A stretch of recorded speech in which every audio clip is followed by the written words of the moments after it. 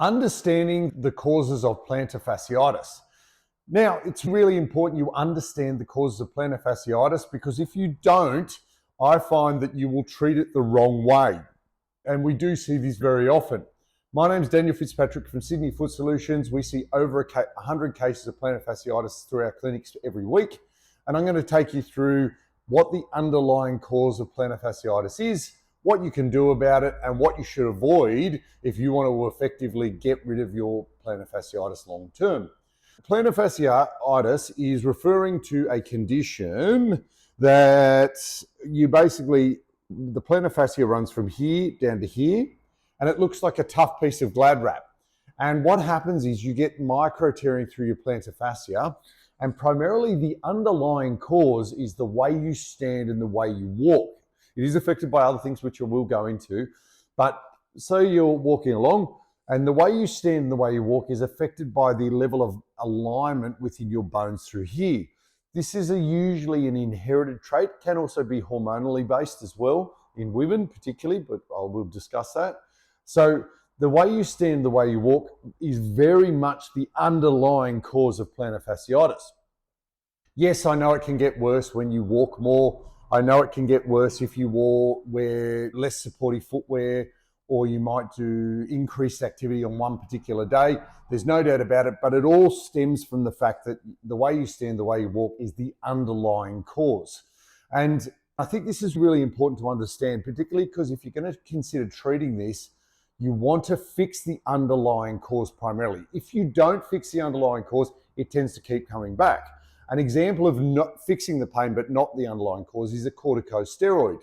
So corticosteroids is a commonly done injection for plantar fasciitis. It often feels great for 3 months, and then it often comes back. Why? Because you're not fixing the underlying cause. Because the way you stand, the way you walk is the underlying cause of plantar fasciitis, and that primarily will manifest if you don't address the underlying cause.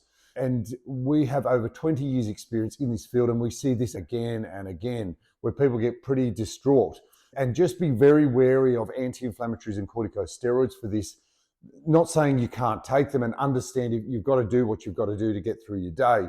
But the reality is that if you keep relying on those, you're probably going to end up with a much bigger problem down the track, because it atrophies the tissues and it makes the tissues weaker, and it doesn't fix the underlying cause. So the problem is that if you take those things, you're still walking around on that area and you're still tearing apart that area. The great thing is there's lots of good options to treat plantar fasciitis. The most common one is orthotics. What we do a lot of is foot mobilization therapy, and foot mobilization is where we can work on correcting that level of alignment. The upside is you're not reliant on orthotics. You can still walk barefoot. You can wear a range of footwear, and it helps to alleviate the pain. We also combine that with laser therapy, which is a much better alternative than, say, cortisone, in my opinion. There's no negative side effects, and it also stimulates healing through that area as well. So as a result, we just advise people that if you can avoid anti-inflammatories, we would strongly advise you to.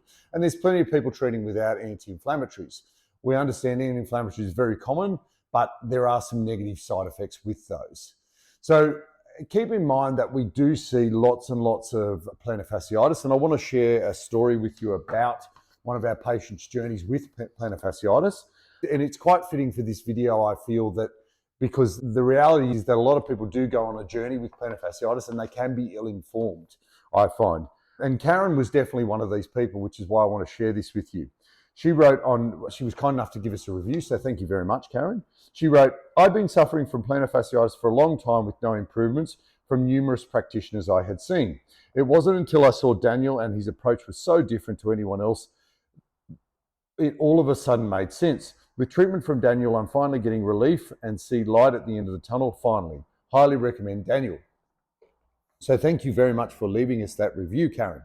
And if you would like to alleviate your plantar fasciitis like Karen, keep in mind we have an initial assessment offer, 60% off, just $40 to get your heel pain or plantar fasciitis assessed. Go to northernbeachesheelpain.com.au or sydneyfootsolutions.com.au or sydneybunyonclinic.com.au, and make sure you claim that special offer.